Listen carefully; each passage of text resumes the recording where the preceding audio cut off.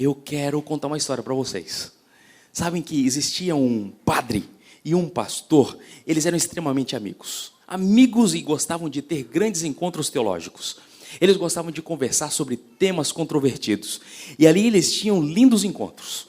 Era um grande pastor, um grande padre, e eles tinham toda semana esse encontro especial.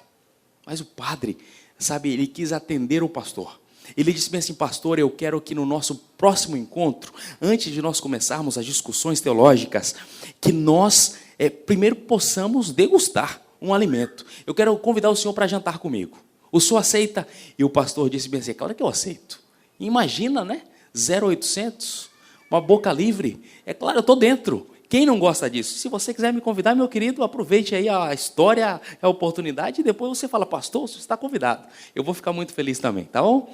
Queridos, assim que eles marcaram e foram para o encontro. Nesse encontro, o pastor entra e quando ele olha, ele viu assim um enorme pernil sobre a mesa. Um pernil. E o padre disse: olha, eu convidei para comer o melhor pernil. Não é qualquer pernil. É o famoso pernil pata negra espanhol. Olha, eu estava aguardando esse pernil para, olha, um evento especial. E eu quero demonstrar o meu carinho por você, colocando esse pernil delicioso sobre a mesa. E nós vamos agora arrebentar. E o pastor olhou para ele e falou: olha, meu querido, você sabe, eu não como pernil. Rapaz, é verdade. Você não come pernil, né? Você não come porco. Olha, eu quero dizer uma coisa para você, querido. Você não sabe o que está perdendo. Você não sabe o que está perdendo. Olha, não é qualquer pernil, é o melhor. Não vai comer mesmo? Poxa, amado, você sabe que eu não como pernil, não como porco. Eu não vou comer. Olha, você não sabe o que está perdendo. Assim que o padre falou bem assim: mas eu preparei algo especial para você. Eu sabia que você de repente não ia comer. E eu preparei um outro alimento que você pode comer. Assim que, não fique tranquilo, que passar fome você não vai passar. Eles começaram a comer. Enquanto o padre comia, ele falava: meu amigo, você não sabe o que está perdendo. Mas olha, está bom demais. Agora multiplique aí. Está infinitamente bom. E você não sabe o que você está perdendo.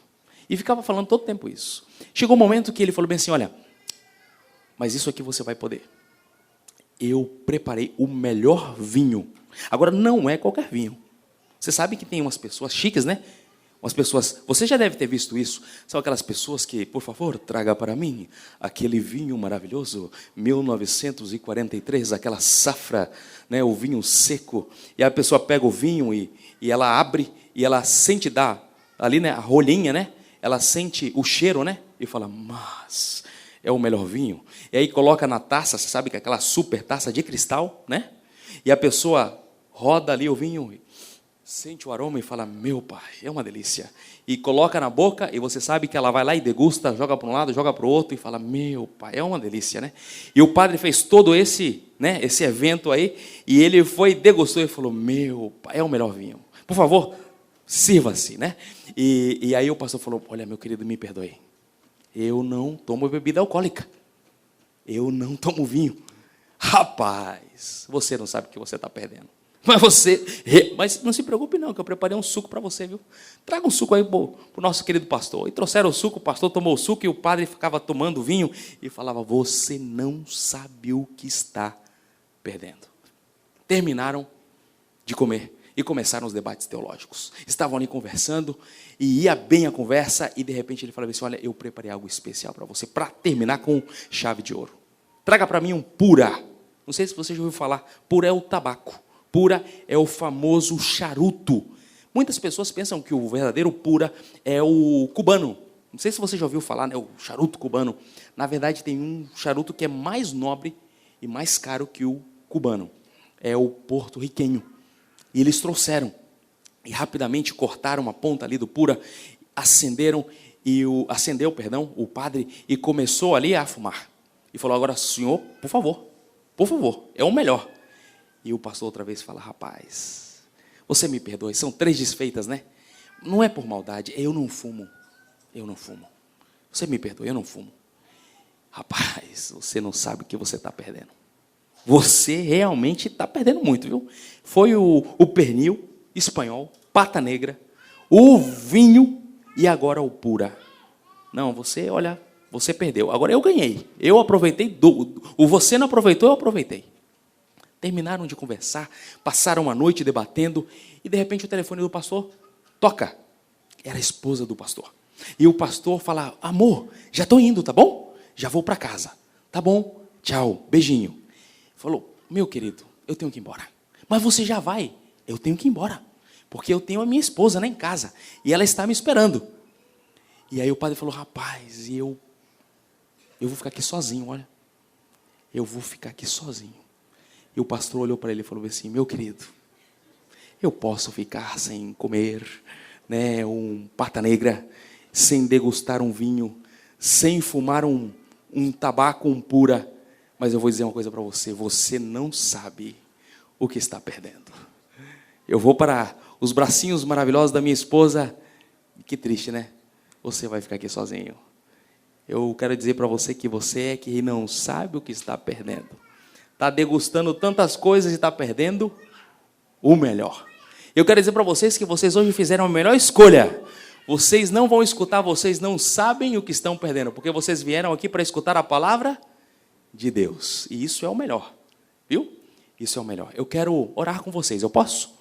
Eu vou pedir para que vocês fechem os seus olhinhos, curvem a sua fronte, para que nós, antes de abrirmos a palavra de Deus, possamos suplicar que mais uma vez o Espírito Santo se faça entre nós e possa tocar o nosso coração na mensagem dessa manhã.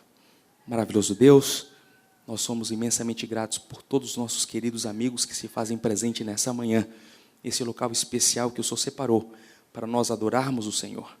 Nós queremos agradecer pela vida dos nossos queridos amigos, mas sobretudo nós queremos implorar, pedir a presença do Santo Deus Espírito Santo, para que Ele já possa estar se movendo entre nós, para que Ele possa profundamente tocar o nosso coração, para que nós possamos ter um encontro maravilhoso com o Senhor e possamos ser transformados. Nós oramos confiados no nome de Jesus. Amém. Queridos, se você puder, já se antecipando, abra a Bíblia no livro de 1 de Reis, capítulo 17. 1 de Reis, capítulo 17. Enquanto você vai procurando, enquanto você vai abrindo a Sagrada Escritura, em 1 de Reis, capítulo 17, eu vou contando a você que um homem de aspectos rudes, um homem com uma roupa extremamente simples, aquele homem que demonstrava ter até um aspecto grosseiro, recebe uma mensagem divina. E após escutar a ordem divina, automaticamente se coloca em direção ao palácio de Israel, em passos firmes, sem perder o seu objetivo, sem desviar-se para a esquerda ou para a direita. Ele vai caminhando em direção ao palácio real. Muitos pensariam que jamais uma pessoa com uma roupa tão singela deveria apresentar-se diante da autoridade maior de Israel, o rei. Mas ele não se deteve. Ele não foi à sua casa para sequer trocar de roupa. Assim como estava, ele recebendo a ordem divina, caminha para obedecer a Deus. Talvez pelo seu aspecto singelo, ele passa quase que sem ser notado. Autoridades do rei, a presença dos soldados, a própria família real quase não notou a presença daquele homem que se colocava de súbito, cara a cara, frente a frente, face a face, com o líder de Israel. Aquele não era qualquer líder, aquele não era qualquer rei. Era, segundo a palavra bíblica, o pior rei de Israel. Havia exterminado o culto ao verdadeiro Deus. Havia instituído o culto a Baal. E havia pregado que Baal era o Deus da fertilidade. Baal era o Deus da chuva. Baal era o Deus da prosperidade. Ele se depara com um déspota que havia matado o maior número de pessoas que professavam seguir a Jeová. Mas ele com sua esposa haviam buscado matar os profetas de Israel, aqueles que haviam se oposto àquele culto pagão a Baal. Ele havia literalmente apagado da história de Israel o culto a Deus e instituído o culto a um Deus de pedra, um Deus de barro, um Deus que não vive, um Deus que não era real. Quando ele se depara diante do rei, cara a cara, olhando olhos nos olhos, ele fala as palavras que estão escritas aí na sua Bíblia, no texto que você abriu. 1 de Reis, capítulo 17, versículo 1. Elias, o tesbita dos moradores de Gileade, disse a Acabe: tão certo como vive o Senhor, Deus de Israel, perante cuja face estou, nem orvalho, nem chuva haverá nestes anos, segundo a minha palavra. Veio-lhe a palavra do Senhor dizendo: retira-te, Elias, daqui, vai para o lado oriental e esconde-te junto à torrente de Querite, fronteira ao Jordão. Beberás da torrente e ordenarei aos corvos que ali mesmo te sustentem. Aquele homem entra no palácio real, em aspectos grosseiros, com uma roupa singela, olha para o rei e diz: até que eu diga, no nome de Deus, não cairá chuva nem orvalho em Israel. Você sabe o significado do nome Elias? Você sabe o que significa Elias? Elias significa o servo do Senhor. Esse era o nome dele. Todas as vezes que se pronunciava o nome de Elias, se estava invocando a Deus, o servo de Deus, o servo de Jeová, o servo do Senhor. Eu gostaria de relembrar com vocês alguns antecedentes, tá bom, queridos? Porque Acabe foi considerado o pior rei de Israel. Algumas características eu já enumerei, mas existia um rei chamado Jeroboão. E Jeroboão foi o primeiro rei de Israel. Antes existiu a tribo de Davi. Davi foi rei. E você se recorda que Davi, enquanto foi rei, ele manteve sobre o seu domínio 12 tribos. As 12 tribos de Israel. Mas depois que morre Davi, vem Salomão. E na sucessão vem o seu filho. E o seu filho não agradou as 12 tribos. Porque o seu filho não agrada as 12 tribos, somente 2 tribos, a tribo de Benjamim e a tribo de Judá, ficaram com os descendentes de Davi. E 10 tribos ficaram agora sobre o domínio de Jeroboão. Esse é o rei. Sabe, Jeroboão tinha medo de perder o seu domínio. Ele era o rei de 10 tribos, mas ele tinha medo de perder o seu domínio, porque o templo estava em Jerusalém, e Jerusalém estava dominada pelos filhos e pelos descendentes de Davi, as tribos de Judá e a tribo de Benjamim. Assim que as pessoas, quando queriam adorar a Deus, adoravam em Jerusalém. As 10 tribos de Jeroboão deveriam cultuar a Deus em Jerusalém. Ele disse: eu vou acabar com isso. Agora ele institui um falso culto, uma falsa adoração. Ele fala: sabe Jeová, sabe Deus, Deus está entre nós agora, entre as 10 tribos. E ele cria agora um ídolo, um bezerro de ouro. Ele diz que aquele bezerro de ouro representa a Deus. Ele quebra o 2º mandamento: não terás imagens de escultura, não farás melhor imagens de escultura.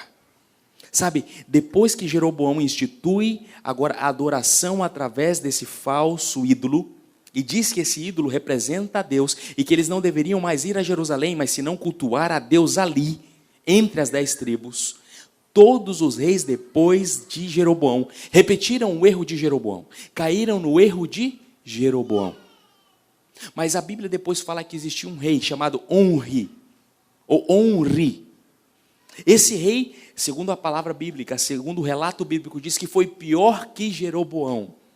E esse rei foi pai de Acabe, esse homem que Elias anuncia e pronuncia a maldição de Deus. Onri foi pior que todos os outros reis, segundo a Bíblia.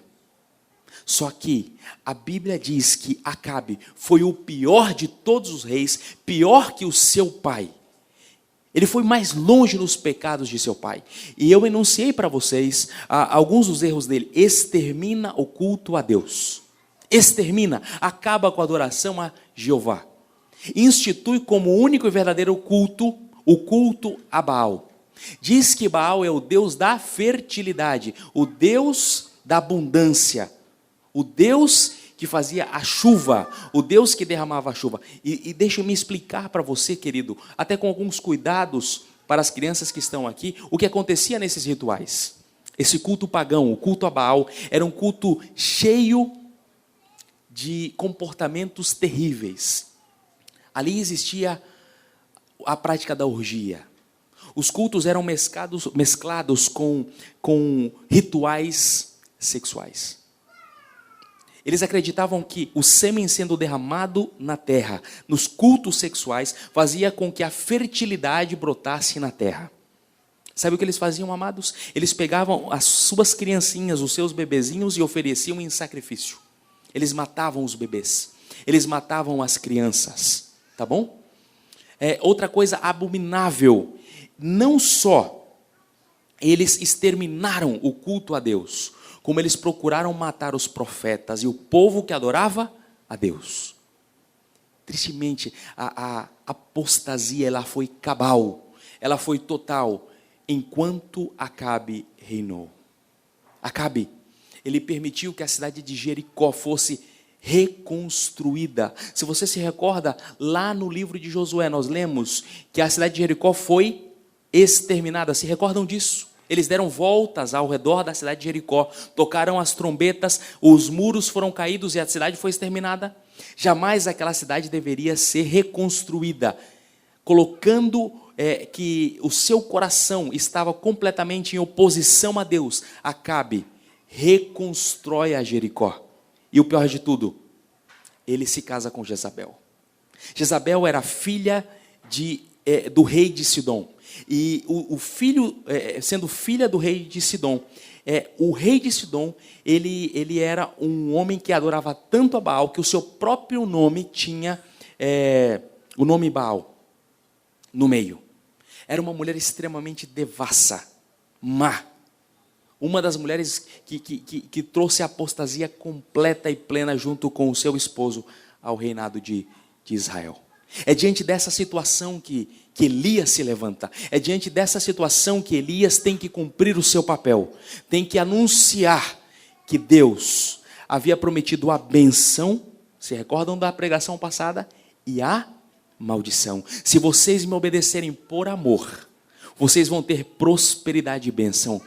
Mas como aquele povo se havia apostatado, aquele povo agora, por consequência, iria colher a seca. Ele anuncia a mensagem de Deus. E Deus diz agora para Elias: Elias, retira-te. E você vai agora para o deserto.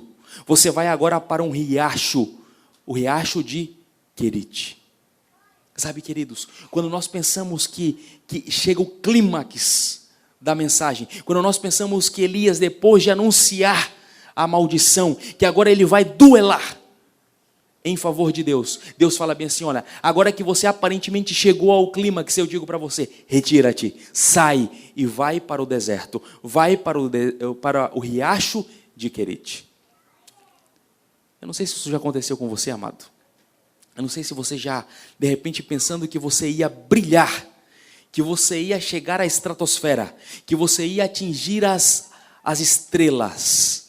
Quando você pensa que tudo está conspirando para o sucesso, de repente Deus fala bem assim: olha, não vai ser como você imagina. Não vai se dar como você planejou. E ele fala bem assim: agora você vai sair. Agora você vai desaparecer. O que Deus queria promover na vida de Elias é que Deus queria transformar ainda mais o coração de Elias. Deus queria trabalhar na vida espiritual de Elias e prepará-lo para a missão que ele haveria de cumprir. Mas interessante, queridos, olha como a Bíblia nos apresenta muitas vezes ironias. Retira-te para o deserto. Não haveria chuva. Por 3 anos e meio não haveria chuva nem orvalho sobre a terra. E Deus disse para Elias: Elias, vai para o deserto. Queridos, o deserto é um lugar que quase nunca recebe a chuva. Quase nunca é tocado pelo orvalho. E apesar de anunciar a mensagem de Deus, aparentemente Elias sofre a pior das consequências. O povo por algum tempo ainda iria aproveitar a água que havia em abundância, até que depois de um tempo sem chuva e sem orvalho, o povo começasse a colher as consequências. Mas Elias de imediato sofre a consequência. Elias de imediato deve ir para o deserto. Elias de imediato, ele não peca, o povo peca, mas ele de imediato deve ir para o deserto. Ele imediatamente deve começar a sofrer as consequências pelo pecado.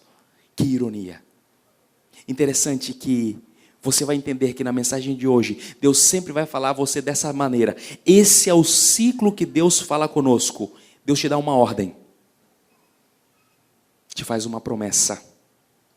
Você obedece e você tem uma recompensa. Ordem, promessa. Obediência, recompensa. Grava isso. Ordem, promessa, obediência, recompensa. Elias, ordem, vai para o deserto. Se você for para o deserto, eu vou cuidar de você. Promessa. Elias obedece. E agora ele tem a recompensa. No deserto, por ironia, existe um riacho que não seca.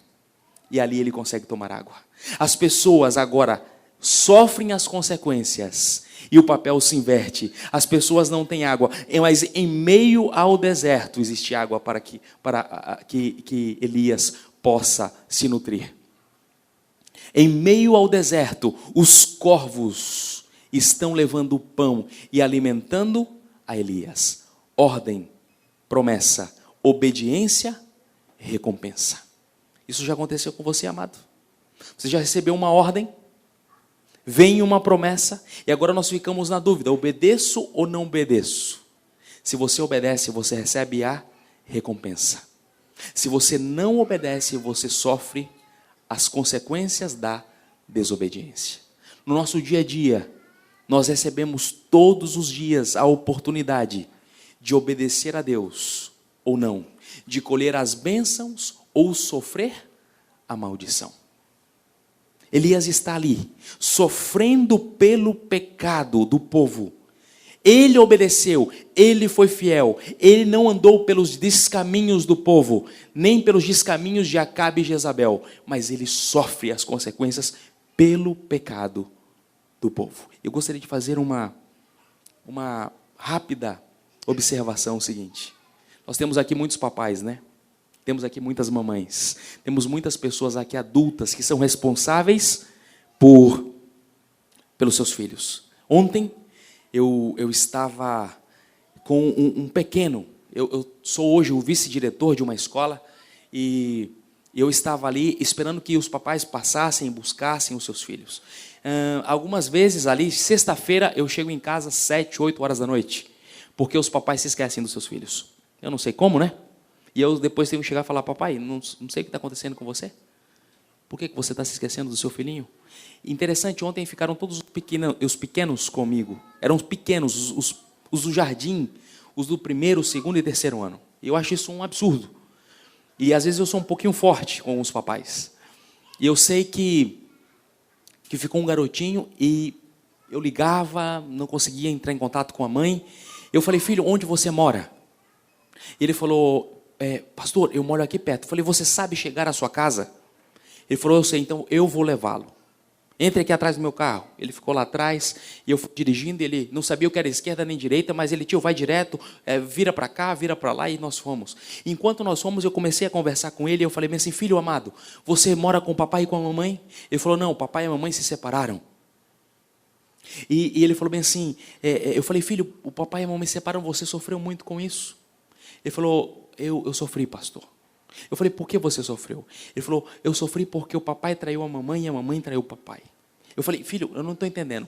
Não foi só o papai que traiu a mamãe também traiu o papai? Sim. O meu pai descobriu que a minha mãe traía o meu pai. E o meu pai descobriu depois que a minha mãe traía a minha mãe. Eu falei, filho, e você soube de tudo isso? Ele falou, claro que eu soube. Eles gritavam lá no quarto, pensavam que eu estava dormindo. Aí eu ia, ficava atrás da porta escutando. Eu falei, filho, você ficava com medo? Ele falou, claro que eu ficava com medo. Eu ficava com medo. Eu falei, filho, você passou por tudo isso e seus pais não sabem. Eu ficava calado. Sabe uma coisa que nós aprendemos nessa vida, queridos? Você erra. Sabe quem sofre? Além de você? Seu filho. Eu queria que Deus desse juízo para os pais que estão aqui. Porque você falha, você erra, mas os inocentes pagam pelo pecado. Não deveria ser assim. Mas isso é o mundo em que nós vivemos. O povo pecou. Acabe peca. Sabe quem sofre? Elias e o povo de Deus. Os poucos que seguiam adorando e cultuando a Deus. Eu só preciso... Deus está falando no meu coração, eu preciso falar isso agora. Um dia eu estava numa capela no IAN, eu fui capelão do IAN, e no meio da capela eu estava do nada. Não tinha nada a ver. Nada a ver. No meio da capela, nós cantando, eu fui contar uma história, a mocinha se levantou, uma bebê, se levantou e falou: ô pastor, o papai bate na mamãe. E eu falei: meu Deus, tapa o ouvido dessas crianças aqui. Ou seja, a criança estava tão traumatizada que num ato de desespero, no meio da capela, sem nada a ver, a criança grita no meio de todo mundo e fala: o papai bate na mamãe. Os adultos erram, mas quem paga as consequências? As crianças. Que Deus te dê sabedoria para você literalmente conduzir os seus filhos no caminho do Senhor. Elias sofreu. Chegou um momento que Deus disse: Elias, agora você vai sair daqui. Você não vai continuar no deserto. Sabe por quê, queridos? Acabe procurava Elias desesperadamente. A palavra de Deus, o relato bíblico nos fala que Acabe estava indo a todos os reinos e fazia os reis jurar que eles não estavam com Elias, que Elias não estava ali. E Elias, então, ele recebe uma ordem divina. Ordem, promessa, obediência, recompensa. Elias, agora você vai sair daqui. E você vai agora para a cidade de Sarepta. Sabe, nós conhecemos a história. O que nós não conhecemos são o sermão dentro do sermão. É o profundo contexto de ir para Sarepta. Não sei se você sabe, querido, mas Sarepta pertencia a Sidom. Eu falei para você que Jezabel era filha do rei de Sidom. Sarepta pertencia a Sidom. Logo, Elias vai para onde? Para o território do inimigo. Durante todo aquele tempo que não havia chuva, Acabe procurava matar Elias, encontrar Elias. E agora Deus diz: você vai para dentro do território do inimigo. Meu Deus, mas dentro do território do inimigo? Ordem, promessa, obediência, recompensa. Sabe o que Elias fez? Ele obedeceu. Assim como ele foi para o deserto, ele foi para Sarepta, para o território do inimigo. Agora eu lhe pergunto, amado, amada, por que Elias vai para o território do inimigo? Por quê? Porque Deus manda Elias para dentro do território do inimigo. Se ele sabe que Acabe procura matar Elias, porque justo dentro do território do inimigo. Por quê, querido? Por quê? Diga para mim aí. Nós estamos terminando. Eu vou só contar essa experiência para você entender. Existiam 8 irmãos. Conheci alguns. E o papai dava, digamos que assim, o papai dava 10 reais para cada um, tá? 8 irmãos, cada um recebe 10 reais. O que acontecia? Tinha um mais velho, e o mais velho ficava de olho, onde os irmãos guardavam os 10 reais. O irmão mais velho ia rapidamente, gastava os seus 10 reais. E depois ficava de olho onde os outros guardavam os 10 reais deles. E depois ele ia pegando os 10 reais. Quando os irmãos iam atrás do seu dinheiro desaparecia. Só que o mais velho nunca conseguia encontrar o dinheiro de um irmão.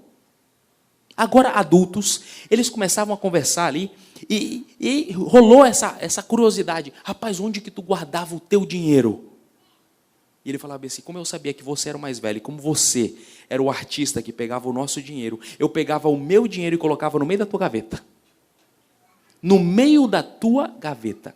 Vocês acham que ele ia pensar que o dinheiro do irmão estava dentro das coisas dele? Nunca, jamais. Lhes faço uma pergunta, vocês são inteligentes, aqui todo mundo é universitário.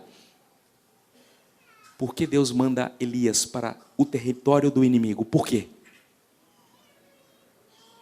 Porque jamais Acabe iria pensar que ele estaria dentro de Sidom, de Sarepta, dentro do território do inimigo. Queridos, Algumas vezes Deus vai ordenar para você algumas coisas, você não vai entender, você não vai compreender, vai ser ilógico, mas vai ter uma ordem, uma promessa, e se você obedecer, você vai receber o quê? A bênção, a recompensa.